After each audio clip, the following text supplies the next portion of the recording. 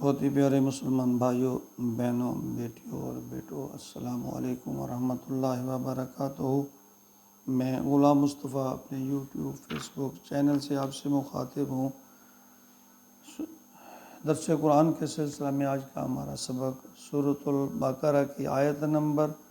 266 پر مشتمل ہے۔ اعوذ باللہ من الشیطان الرجیم، بسم اللہ الرحمن الرحیم۔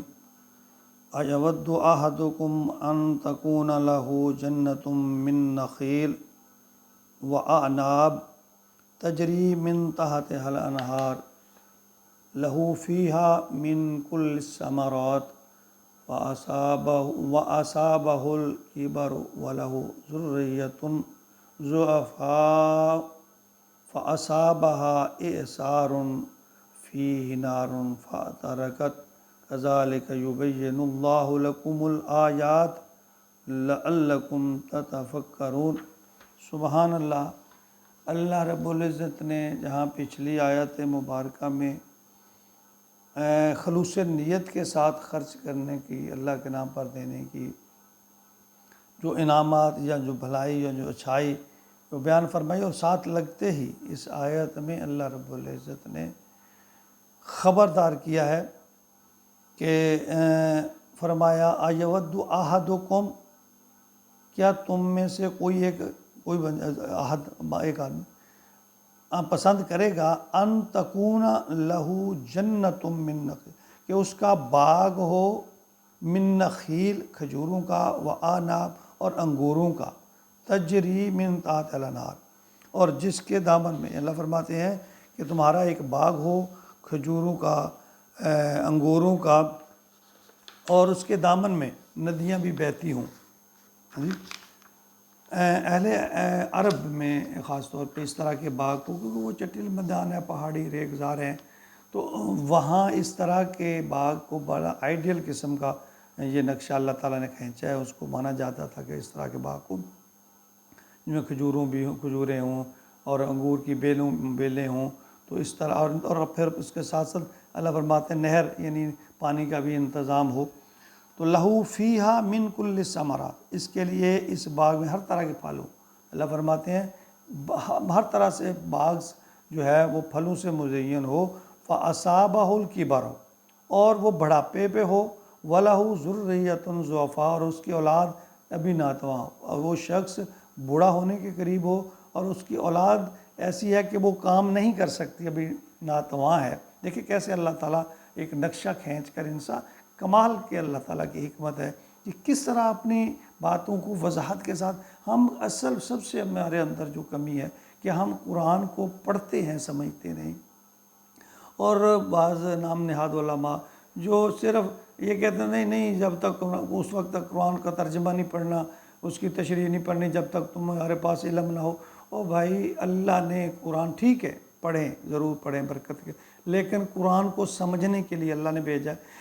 پڑھو گے، دیکھو گے تو ایسے ایسے راز کھلیں گے آپ کے اوپر۔ اب دیکھو اللہ کیسے نقشہ کھینچ رہے ہیں کہ ایک آدمی ہے بڑھاپے کے قریب ہے لیکن اس کا باغ ہے، اولاد بھی اس کی ابھی چھوٹی ہے، اور اچھا خاصا باغ، بہترین ہر قسم کے پھل، ندی بہہ رہی ہے، اور پھر کیا ہوگا،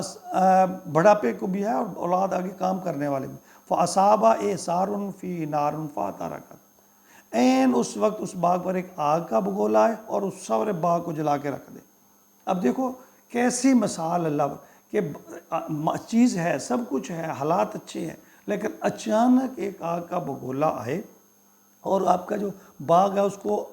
جلا کر رکھ دے، جلسا کر رکھ دے، آنن فانن یہ سارا عمل ہو جائے۔ یعنی ساری عمر آدمی جو نیکیوں کے جب انبار، جس طرح اللہ فرماتے ہیں، اس کی مثال ایسے ہے کہ وہ خیراتی ادارے، فاؤنڈیشنیں یہ وہ بنا کے یعنی کہ اپنے آپ کو بڑا، لوگ بھی اسے اچھا نیک سمجھتے ہیں، نیکی کرتا ہے، اس میں کسی کے تنقید کا پہلو نہیں، میں یہ کہہ رہا ہوں کہ کسی کی نیت پہ مجھے شک ہے نہیں ہے، جو کام نیکی کے کر رہے ہیں اللہ تعالیٰ نے ان کو توفیق دیا، ان کی نیت صاف ہوگی، لیکن یہ ان کا تذکرہ ہے جن کی نیت میں ریاکاری، دکھاوا اس طرح یہ ہے، اس کے بارے میں یعنی اللہ فرماتے ہیں کہ ایک آدمی اس نے سب کچھ، اس کا بال پالا، پرورش کی، ماحول اچھا، بیلیں، ہر چیز جوان ہے، اور اب اللہ نے پھر نقشے میں کہ وہ بڑھاپے کے قریب ہے اور اس کی اولاد کام کرنے والی نہیں ہے، وہ ابھی چھوٹی ہے، یعنی وہ باغ اس کا سہارا ہے، سب کچھ اس کا سہارا اسی پہ ڈپینڈ ہے، اس کی دنیاوی جو سارے معاملات، اور اچانک ایسا ہو کہ بھئی ایک آگ کا بگولا آئے اور اس کے باغ کو جلا کے رکھ دے، تو اس انسان، بوڑھے انسان کو کس قدر صدمہ ہوگا، کس قدر قسم پرسی میں چلا جائے گا، کس قدر بے جار و مددگار میں چلے جائے گا۔ یہی مثال اللہ تعالیٰ فرماتے ہیں قیامت کے دن جب انسان سمجھے میں نے یہ کر لیا، میں نے یہ نیکی کر لی، نمازیں بھی پڑھی، روزے بھی رکھے، اللہ کے نام پہ دیا، لوگوں کی مدد کی، یہ کیا وہ کیا، اور خدا نخواستہ جب اللہ کے ہاں، اللہ کے حضور اس کے اعمال پیش ہوں اور وہ انسان پیش ہوں، تو اللہ کہیں کہ یہ تو نے سب ریاکاری، دکھاوے، اپنا نام پیدا کرنے کے لیے کیا تھا، تو وہ تو دنیا میں تجھے نام بھی مل گیا، تجھے شہرت بھی مل گئی، اب یہاں قیامت میں تیرا اس کا کوئی حصہ نہیں ہے۔ اب سوچئے اس وقت ہمارا کیا حال ہوگا۔ اور اللہ کہتے ہیں میں تو اپنی باتیں پہلے کھول کھول کے بیان کر دی، اگر ہم قرآن کو پڑھیں گے، اس کا ترجمہ پڑھیں گے، اس کی تفسیر کو دیکھیں گے، تو یہ باتیں تبھی ہمیں پتہ چلے گی۔ ہم رٹ رہے ہیں، پڑھ رہے ہیں اور کوئی پتہ نہیں ہم کہہ رہے ہیں۔ اللہ کا فرمان، اللہ کا پیغام ہم زبان سے پڑھ رہے ہیں، بڑے اچھے انداز سے، اچھی قرت کے ساتھ، اچھی بات ہے،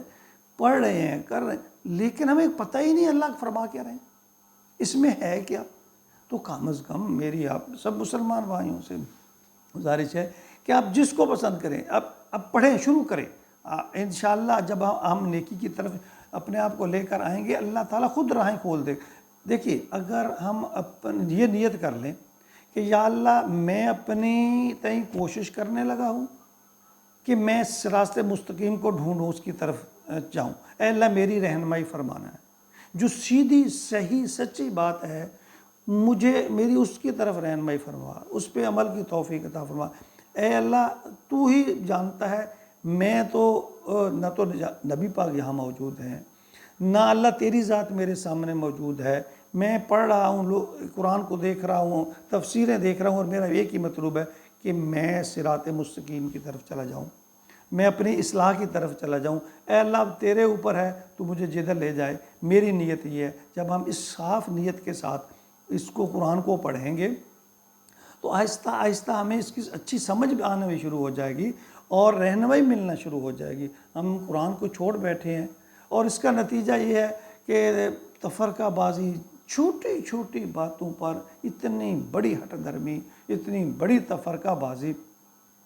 اور ہمارے ہر عمال یا تو ریاکاری کی طرف جا رہا ہے، یا لوگوں کو تنگ کرنے کی طرف جا رہا ہے، یا دوسروں کو اذیت دینے کی طرف جا رہا ہے، یا یہ ہو جا رہا ہے کہ میں اچھا ہوں، یا یہ جا رہا ہے کہ وہ برا۔ یعنی ہم اسی لیے دین سے دوری ہے، ہم نے قرآن کو چھوڑا۔ چھوڑنے کا مطلب ہم نے اس کو سمجھ کے نہیں پڑھا، اور سمجھ کے پڑھنا چاہیے۔ میری تمام مسلمان بھائیوں بہنوں بیٹیوں سے یہ گزارش ہے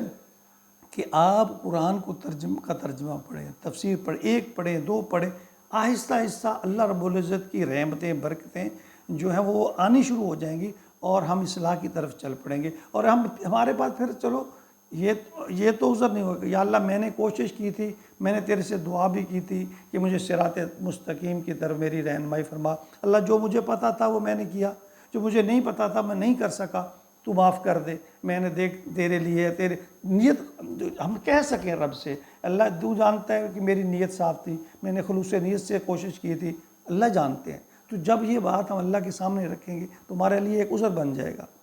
تو اللہ کسی کا محنت کو ضائع نہیں کرتے۔ آگے فرمایا اللہ نے کذالک یبین اللہ لکم الآیات لعلکم تتفکرون۔ دیکھیے یہ اس آیت کے آخری حصہ میں بھی فرما رہے ہیں کہ اللہ تعالیٰ اپنی آیات کو اس طرح کھول کھول کر بیان کر رہے ہیں تاکہ تم غور و فکر کرو۔ اللہ نے فرمایا ہے کہ اللہ اور اللہ کے نبی کے فرمان پر غور و فکر کرو، اللہ کے قرآن کو پڑھو، سمجھو، اس پر سمجھنے کی کوشش کرو۔ بس ہم بات سنا لیتے ہیں اور اس پر چل پڑتے ہیں، اور پھر ایسے زید اور رنا اور تفرقہ بازی اور اس طرح دین کو میرے بھائیوں کوئی فائدہ نہیں، نقصان ہو رہا ہے۔ اللہ تعالی ہمیں دین کو سمجھنے کی توفیق عطا فرمائے، کوشش کی توفیق عطا فرمائے۔ جب ہم چلیں گے تو راستہ نکلتا جائے گا۔ اللہ ہمیں اصلاح کی طرف، عاجزی کی طرف لے چلیں گے۔ اللہ یا اللہ سے ہمارے نیتوں کو صاف کر دے، ہمارے دلوں کو صاف کر دے، آمین۔